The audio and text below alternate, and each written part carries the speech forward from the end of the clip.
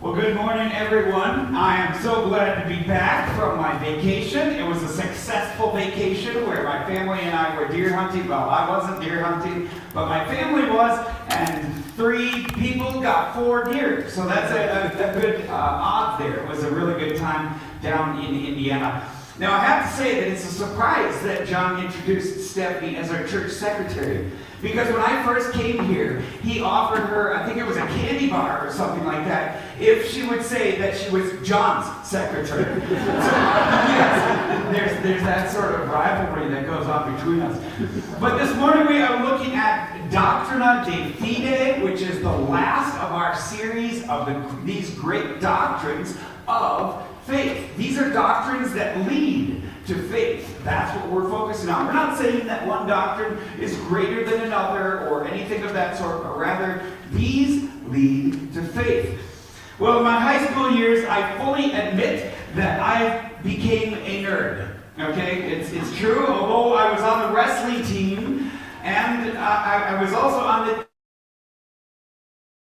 team, and I was a hockey team. But I was a book nerd. I excelled most on that chess team, though. It was kind of like I developed a new category, the athletic nerd. But I loved reading, and I got my hands on some philosophy books. And some of those philosophy books, they weren't required reading by any means, but there were people like Hegel, Georg Friedrich Wilhelm Hegel, and Immanuel Kant, and Soren Kierkegaard. And it's interesting that I would mention those two, because they were almost polar opposites, Immanuel Kant and Soren Kierkegaard. In fact, I'll say of Immanuel Kant that he was so regimented that every day he would go on a walk on the exact same route through his neighborhood at the exact same time. And he was so punctual and so regular about this, the exact same pace, that people would set their clocks by Immanuel. Oh, Immanuel's coming, it must be 3:37 p.m. And that was his life. Well, on the opposite side of that was Soren Kierkegaard. Not necessarily the opposite that he was, unthinking or careless or something like this, but rather that he didn't want to be boxed in. He wanted to be living in this moment, in this existence. If we build what he called these ideological castles, but live in a shack nearby, it doesn't benefit anyone.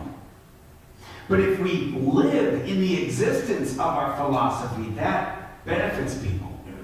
Well, Soren Kierkegaard happened to be a believer, a follower of Jesus, but he believed that everything about the faith of Christ had to be accepted just by faith. No rational reason behind it. Well, that was the very existence of a person like Immanuel Kant. And so it was kind of like this pendulum swinging back and forth, and Immanuel Kant, this strong rationalism, and then Soren Kierkegaard, this only faith, only believe it by faith because that's what the Bible says. And that's kind of how he lived. Well, we're going to look today at that idea of fideism, which is belief. Believe just because. That's kind of the way that Soren Kierkegaard would have lived. As with so many aspects of life, I think the truth is probably somewhere in between. We need some rationalism. We need to think with our minds so that we don't fall into some trap or heresy. On the other hand, we have to believe. So we're going to explore that here today as we look at Ephesians chapter 2, verses 8 through 10 that we read here just a few minutes ago. Now, we've already read this morning's text, so I'm just going to, as I get into the discursus of faith, the rationale of faith, I'm only going to read one of those, and that is the first verse that we looked at. Now, back in college, one of my friends, he tricked me with this verse. And he was a psychology major. I was a biblical studies major. And he asked me this question. He asked me, as the biblical studies major, whether we were saved by faith or by works. And of course, being a biblical studies major, I came up with some rational reason of answer to this, and then I sure showed him, right, as a biblical studies major. And what did he know? He was just a psychology major, right? And then he said, no, we are saved by grace, neither faith nor works, because both of those are a gift of grace. What did he think he was doing, pulling such a nasty trick on a biblical studies major like this? But here is what this verse says. For by grace you have been saved through faith. And this is not your own doing, it is the gift of God. And then we see, as he develops that in the next two verses, the works are a gift of God as well. You see, saving faith works. Entrapment is what I said of that.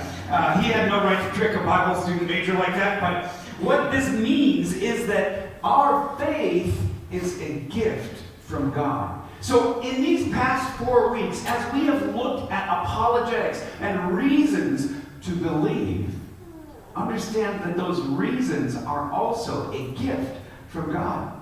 But he still expects us to live by faith. Isn't that what he says of Abraham? Isn't that what Paul repeats in Galatians and Romans? The righteous will live by faith. And that's what we dig into here this morning. So you don't have your faith to boast about or your works to boast about, because both of those are a gift from God. So we don't have any cause to boast. You can't say, well, God, I may have sinned, but I have great faith. I have huge faith. I have tremendous faith. Sounds like Donald Trump again. Huge! This idea, my faith is so big, God, I can brag before you about my faith. That just doesn't make sense, does it?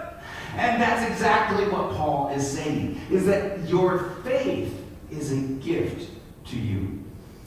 We have no right to boast before God about either our works or our faith. Paul's point here is that both of them are a gift of grace from God. If something is a gift, it is grace. You haven't earned it. It is a gift to you. You've got no place to stand in boasting. Even so, God works through faith. Now, this is an intriguing thing here. I'm sorry to disappoint my Muslim friends who feel that we earn our way to God through good works, but that's not how God works with people. It never has been. Well, I can say almost never. I'll get into that here in a little bit. He created a world where faith is required to get right with God. And that's what we see in this next verse. Hebrews chapter 11, verse 6 says this, and without faith it is impossible to please him. For whoever would draw near to God must believe that he exists and that he rewards those who seek him. So the New Testament makes very clear, without apology, that we live by faith. And it's not just the New Testament. Isaiah says it too in the Old Testament, where we read this. Truly, you are a God who hides himself, O God of Israel, the Savior. I encourage you, if you want to dig deep in this, if you want to meditate on this, look back at Isaiah 45:15, at this verse, and think about this, because you have to ask yourself, what does it mean that God hides himself? Well, it means that there's never going to be a bulletproof explanation of exactly who God is, that people are forced to believe. They're always going to have to put their trust in something. God chooses to work through faith. And that's what this is all about back here. It's not a verse that's just plucked out of the Old Testament just to prove something. It's actually a character of God that he chooses to work through people of faith. He does not choose to work through earning salvation through good works. He chooses to work by faith. And like I said, this is not a verse that's just plucked out of the Old Testament. This is a verse that stands there as an isolated gem of its own that is making a general proclamation about the character of God and our relationship to Him. He works through faith. He has always worked through faith, except, as I mentioned, this one little point. There was a time when people didn't have to live by faith because they saw God face to face, isn't there? I mean, we get that sense of Adam and Eve, that God walked in the garden with them. They didn't have to exercise faith. They saw God face to face. They saw Him and they knew His presence right there in the garden. That was the age of innocence when Adam and Eve were without sin and humanity was not separated from God by sin. But then what happened? That time came to an end with sin, and faith was first relied on. Take a look at this verse, which is what I see as the first verse of faith in the Scripture. It's Genesis chapter 4, verse 26. To Seth also a son was born. So you remember Seth, after Cain killed Abel, then Seth was born to Eve. And so this is Eve's third son. To Seth also a son was born, and he called his name Enosh. At that time, people began to call upon the name of the Lord. Have you ever looked at that? It's like, why did they call upon the name of the Lord? I think it's because God no longer walked with them in the garden like He had. They had to begin trusting what other people said about Him, what Adam and Eve and Cain and Abel was gone, but what Cain had to say about God. Because God even talked to Cain and said, hey, sin is at your door, but if you don't master it, it's going to overtake you. So people had to trust. They began to call upon the name of the Lord. And that was the beginning of faith. And it carries all the way through to our day. Through Hebrews, through that statement, that great statement about faith pleasing God, all the way through to our day. And now we can place our bets. I mentioned earlier the idea of fideism. Fideism, if you don't like the Latin, you could just say faithism. Okay, because that's what it really means. Latin is, fide is the faith part, and ism is just an ideology of faith. So faithism, that's what it is. William Edgar gives us an idea. He's a philosophy instructor, that gives us an idea of what faithism is when he wrote about the famous apologetics professor Cornelius Van Til. And here's what he said. Van Til was so unashamedly theistic that he was often accused of fideism. That's just believe it because the Bible says it. That's kind of the idea. But here's, continuing on, he says, this term refers to a view that stems from a leap of faith. And that's what Soren Kierkegaard was always talking about. He was saying, well, there's got to be a leap of faith. There's got to be a point where you put your trust in just what God says, irrespective of everything that leads up to it. Now, I would say, let's continue the process and look back at our faith and say it is rational, it is understandable, it is reasonable, it makes sense. But we still have to act in faith. And here's, continuing this on, he says, this term refers to a view that stems from a leap of faith, never needing to justify itself with reason or evidence. His critics typically believed that he could not argue rationally for the Christian faith, but was forced into a shouting match with unbelievers. And that's what's at risk, where you could say, no, just believe because. If you do that, well, you're at risk of being in a shouting match with unbelievers. But instead, we can look at our faith as we've done these past 4 weeks and recognize it is rational. It makes sense. It is the right step forward. So you can see that fideism, or faithism, is believing just for the sake of believing. believe just because. Not because of any particular reason, but just because. I don't have a problem with people believing things that they can't understand.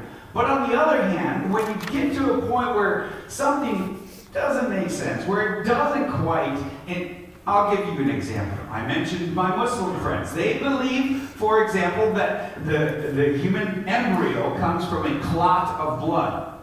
Well, that's not actually what proves out in science. And so we know that's not it. That's not quite it.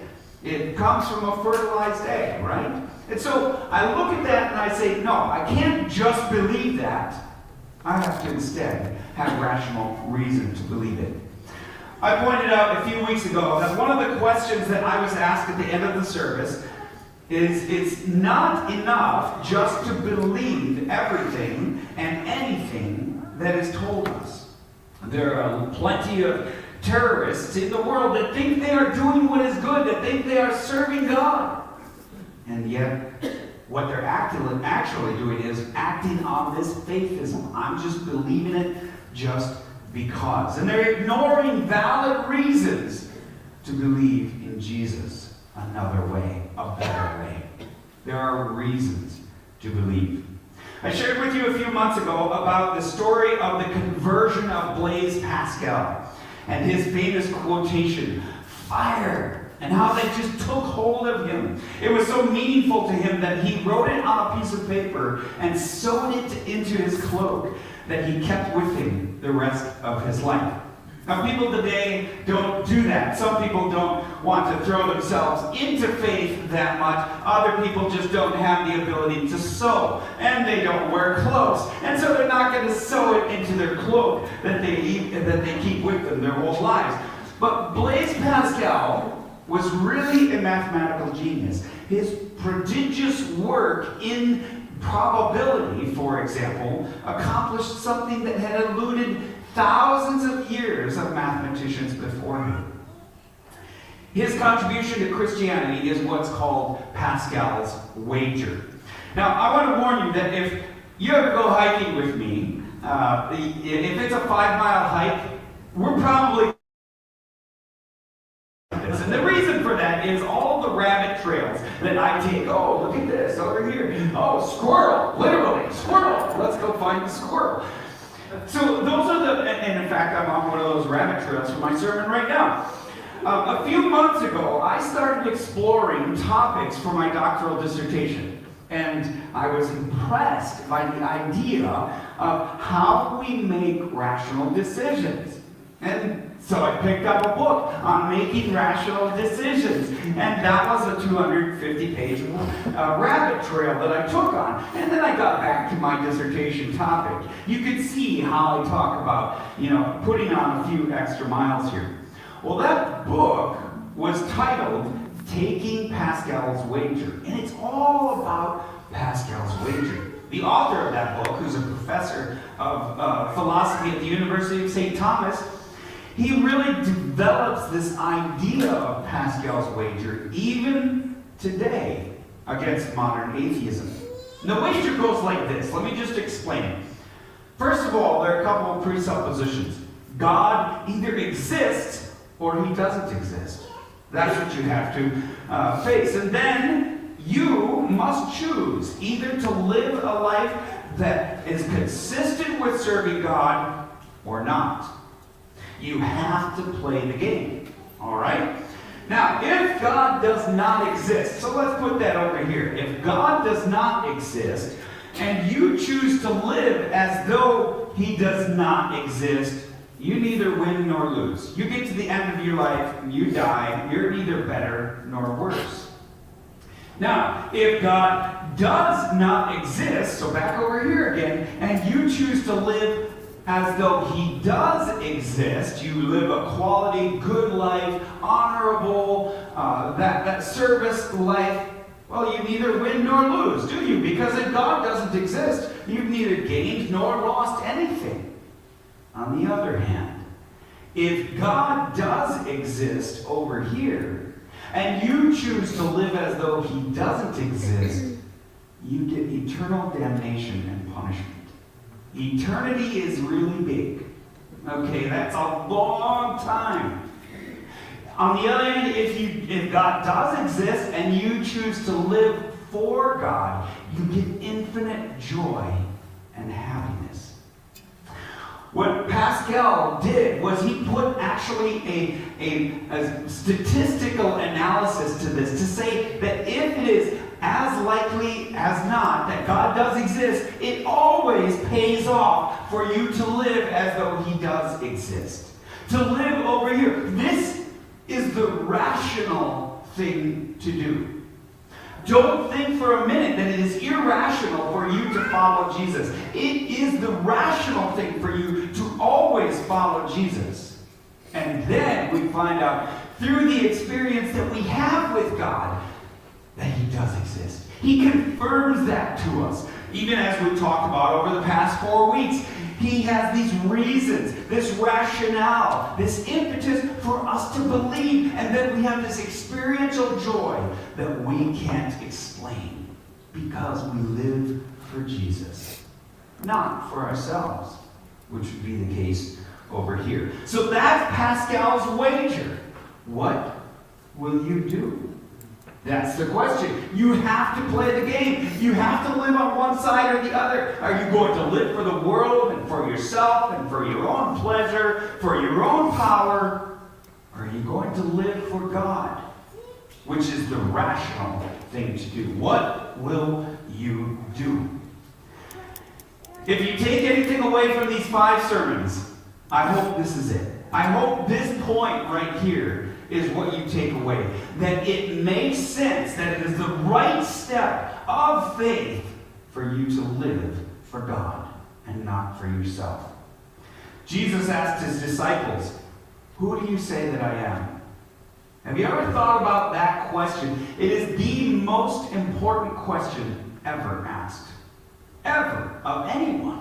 Who do you say that I am? And Jesus is asking you, who do you say that I am? Peter answered that, and he said, "You are the Christ, the Son of the living God." That's the right answer. What did everyone else say? "Oh, you're a good man. You're a legend. Something like this. You're a healer, a special healer." And that was it. They did not recognize Jesus as being the Christ, the Son of the living God, and giving him all the glory that was in their being. That's what Peter did. Rational faith in everyday life. Those ancient days when you went to high school, what was your GPA? Does anybody want to dare? I imagine there are some of you here who are a perfect 4.0. I was not one of them. So I don't have a problem with this. I don't have a problem with bragging about my GPA because it was quite a bit lower than that, okay? So I don't have anything to boast about. But what was your GPA? What does GPA mean? It's grade point average. You're assessed on your grades and what that is. When it doesn't mean perfection. Even though you may have gotten a perfect GPA, that does not mean that you absorbed all information that was exposed to you and that you could bring it back at instant recall 20, 30, 40 years later. When I was in my graduate studies at the University of North Dakota, it was linguistics, and I had to study, this was an applied science. I always look down on applied sciences. I'm like, math, physics, chemistry, those are the pure sciences. We got to stick to those, not these applied sciences like linguistics and psychology, the aforementioned dispute with my friend and how he tricked me. But I studied these things, the fishy answers that would come out of linguistics. For example, say there are, to answer that question, a linguist would take 1,000 Portuguese words and they would evaluate 100 native speakers of Spanish, and then they would say, okay, those Spanish speakers can understand 89% of that Portuguese, so these are 89% mutually intelligible. That's how you get to that. My specialty became studying those indirect things. Out of that indirect nature, I began to look at things like, if Pascal's wager says that 50%, if it's at least 50% likely that God exists, you should serve God. That spoke to me. It was like, wow, that means it's something concrete. You don't have to be 100% certain. I want you to get that clear. You don't have to be 100% certain because God is always going to work through faith. There's always going to be some part of that where He wants you to just believe and trust Him. That's what we've talked about in relation to suffering and in relationship to difficulties, that we just have to trust that God is going to work all things together for good for those who love Him. These past 5 weeks, as we have looked at apologetics, the idea is that you don't have to know everything. You don't have to be absolutely certain. You do have to exercise faith. And that faith comes through believing. Now, believing is rational. It makes sense. So, Pascal made that clear. He made that whole thing clear. Now, I want to demonstrate this here. So I have today a chair. Now, how am I going to demonstrate faith? Well, when I sit on this chair, I have to have an assessment of faith. Is it going to hold me, or am I going to fall on my back and die? So I sit down like this. Ta-da! It works. I'm exercising faith that this chair works and that it holds me up. Now, what goes into this? Well, there's some experience, isn't there? I've sat on chairs before, and I've looked at chairs, and I know that metal is solid and that welds make it even more solid. And so I have some evidence, but it still takes sitting on that chair to experience faith. That's the whole idea with us putting our trust in Jesus. It is rational, it is informed, but it's still faith. I don't have 100% certainty that that chair is going to hold up, but I have enough that it could hold my weight. And then maybe the next time I sit down, it's going to break down. I don't know. I need to continue to exercise faith in order to enjoy the relaxation of sitting in a chair. Will the elevator hold all 10 of us? That's a big question of faith, right? You look around at the people in the elevator and you say, well, that guy is pretty big. You have to exercise faith. So you do this constantly. It's not just the big matters of life, of following Jesus or not. It's sitting on a chair. It's riding in the elevator. It's getting in your car and saying, yes, okay, I'm going to drive to work. On days like today, that might be put into question with the weather that we have. Is it more likely that all people have a sense of morality or not? Is it safe to walk on the streets? See, we do that assessment constantly, where we make these decisions based on faith that is informed, that makes sense. So when I look back at these past weeks and I ask this question, is it more likely that the universe created itself by particles crashing together to form themselves or not? And I would say it makes a lot more sense that God did it. Does it make sense that people have no sense of morality, or do they actually act like there is right and wrong, like murder is universally condemned across the world?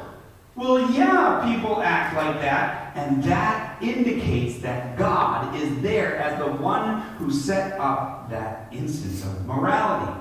Is it more likely that people have meaning and purpose in life or not? Yeah, I think we do have meaning and purpose. If anyone has purpose and meaning, it must come from a creator.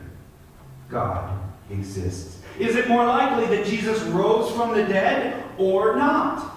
If we don't have this dead body and his dead body, and we don't have testimony of his resurrection, we don't have his life changed by his resurrection, that he rose from the dead, well, that would put us into question. But we have all of those things. And so it makes sense that Jesus rose from the dead. And that one thing alone shows that God exists. Do you see how all of these different weeks that we've spent on apologetics, I'm looking at those reasons, I'm looking at the rationale, strengthen your faith. You could still sit on the chair. You could still enjoy the chair. And it's that knowledge that you have of all the different pieces that are holding it together that give you that comfort and that joy of where you rest your faith. Now, for the most important time that I've asked these questions, what are you going to do about this? What are you going to do about it? Is it going to make a difference in your life? Of all the times that I've asked this is the important time. And who are you going to tell? Is there someone else that needs to hear these stories of faith, that needs to hear the rationale of faith? These are the most important times I've asked you these questions because all of eternity is on the line. If you don't have a relationship with Jesus yet, now is the time. Today is the day of salvation. Submit yourself to the truth of who Jesus is and start that relationship today. If you do know Jesus, who are you going to tell? Goodness, you have the keys to the kingdom for your family, for your friends around you. Are you going to keep them locked out? It's up to you. Or are you going to tell them about Jesus so they can join you in eternal joy? Who are you going to tell?